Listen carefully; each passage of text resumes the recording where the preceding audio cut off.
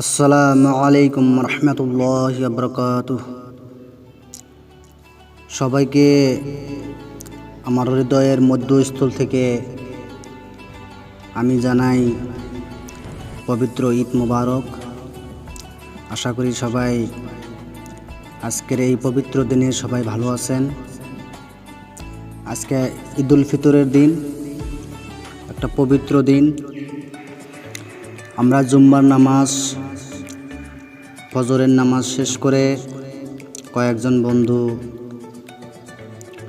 খুব সুন্দর একটা পরিবেশ নিয়ে আমরা আমাদের কাটারিহারা আঞ্চলিক ঈদগাহ ময়দান দেখতে যাই। ওখানকার পরিবেশটা খুবই চমৎকার লাগলো।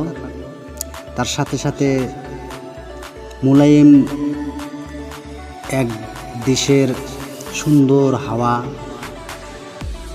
তো খুব ভালো লাগা একটা দৃশ্য আসলো। তো আমি চাইলাম যে আজকের এই পবিত্র দিনে আমাদের পবিত্র ঈদগাহ ময়দানকে মানুষের সামনে তুলে ধরি। তো নিশ্চয় আপনাদের ভালো লাগবে এই আশা নিয়ে আমি অল্প সময়ের মধ্যে অল্প ভিডিও রেকর্ড করি।